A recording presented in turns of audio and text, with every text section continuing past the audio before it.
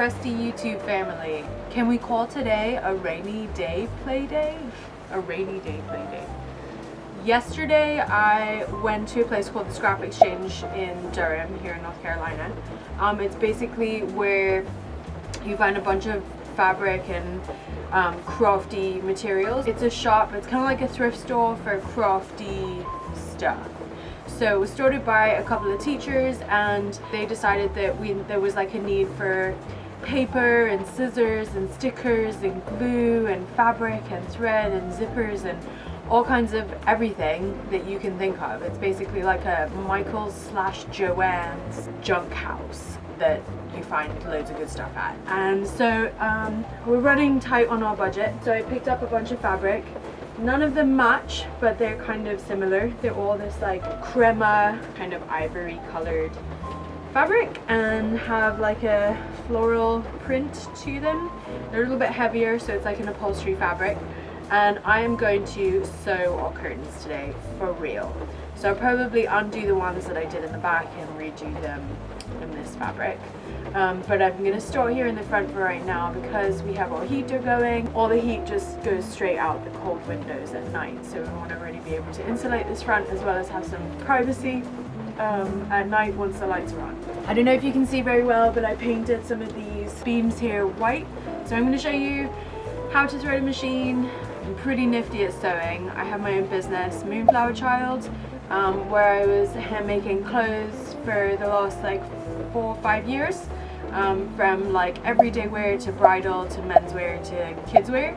So I have these two awesome sewing machines. I would highly recommend this one, especially. It's a Husqvarna. I'll go into detail on how she works in a little bit. And then the other one I have is just a basic serger that's going to help give me a nice clean finish on my edges. So let's get to work. Okay, so this is my Husqvarna, a basic sewing machine that does straight stitches, zigzag stitches, and buttonholes, and then all these kind of extra embroidery decorative stitches. I'm going to try my best to show you how to thread it and all that good stuff, because right now I have this orange thread and I need this white thread to go in the machine. So let's see, the thread is going to come here, it's going to come across, hook here, come down, come back up, and then around that metal piece that goes up and down, so it's going to come up and around. There's like a loop hook around there, so it's going to come down, back up, and then to the right of this, and then around to the left of it. It's going to come down, and then it's going to hook in here, and then it's going to go into my needle. Then the bobbin, which is this little guy, it is gonna go in here, and I open this up and I have a bobbin holder, so my bobbin is gonna go in there. So with my bobbin, I'm gonna take a backwards 9 with a thread. So if this is your 9 with the circle and the loop down, I'm gonna turn it this way, and I have a backwards 9. I'm gonna take my bobbin case and put my bobbin inside. And where there's this hook right here, I'm going to slide my thread through there, pull it through until it snaps. And it's hooked in this little section here. So then I'm going to put it in with this arm piece facing directly upwards. And I'm just going to slot that in my machine. So with your top stitch thread, you're going to take your thread and make sure that the side where you hook your thread so it doesn't unravel is facing the right of your sewing machine, so that when this unravels, it doesn't get caught on your little piece of plastic ridge. So you're going to slide that on and put your little stopper on. Looks like this.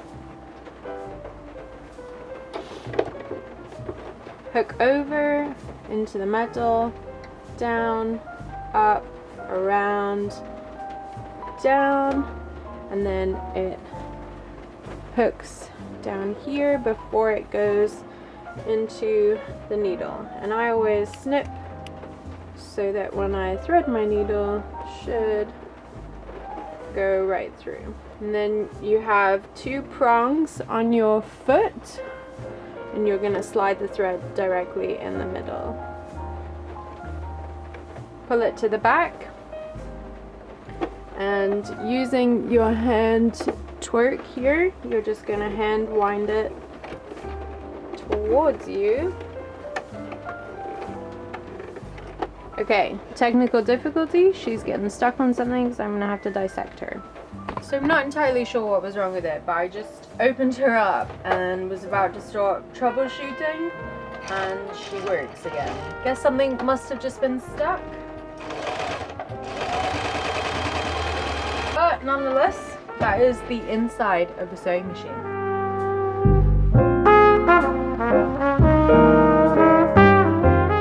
Alright, we are back on track. I dissected her, put her back together, showed you the inside.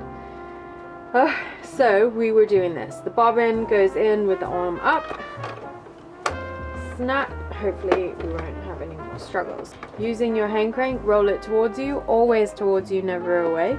Pull it towards you whilst holding the string that's on top that was going through your needle. And once you've rolled it towards you all the way, one round, just pull it, and you'll see a loop down here underneath the foot. And what I normally do is just take my scissors, slide it across, and you can see now I have 2, and I normally just hook it and pull it through. Sometimes it's shorter than the other one, so you should have 2 strings now coming through, one from the bottom and one going through your needle. Pull them a bit, and I cut them so that they're the same length. Pull it round to the back, snap her shut.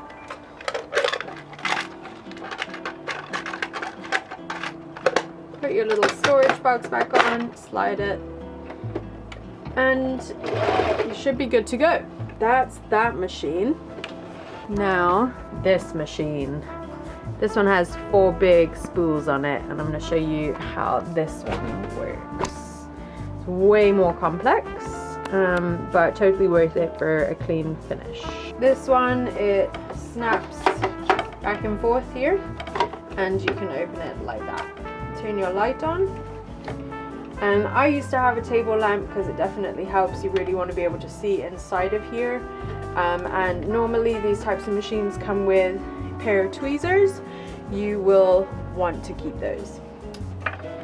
So up here you have your threads, and sometimes if you're lucky you can have them already threaded, in which case I will show you a trick, because it saves you a lot of time on threading this machine. These left 2 spools are going to go through your needle, and these right 2 spools are going to come down here and into the machine and back up, and they won't go through your needle, but they'll come underneath your foot. What you are going to want to do is make sure your foot is up. If you want, you can even remove it. There's a little button that you can push right there, slide it off. Make sure your needles are up, so you twist on here on the right with your hand crank. And to change threads, you just cut your spools off, making sure that these stay up there. You can just replace them with your white or whatever color you're using. Tie a knot.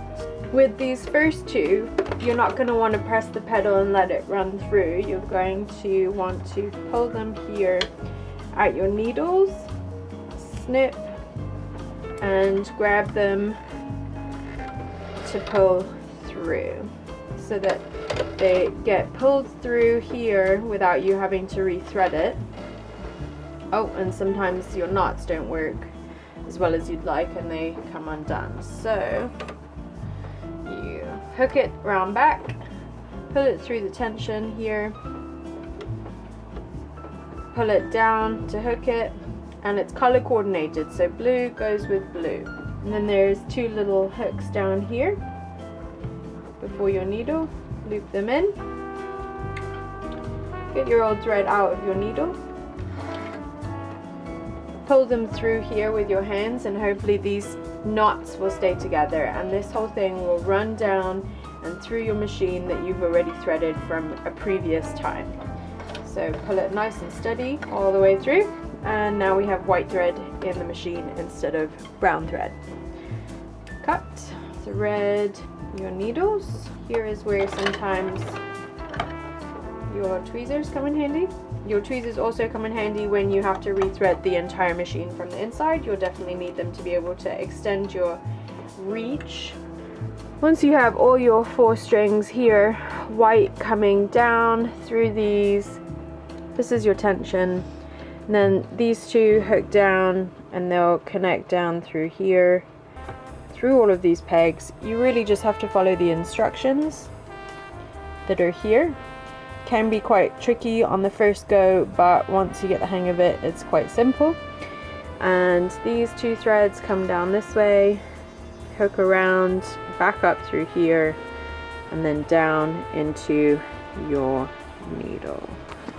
Hold on to your threads, press down on your pedal, and you should start to get a really funny looking knotted section of yarn here. And that is actually what you want. So once it's connected properly and running smooth, you can pop your foot back on like so, and close her up, and you're ready to go. Time to do some sewing.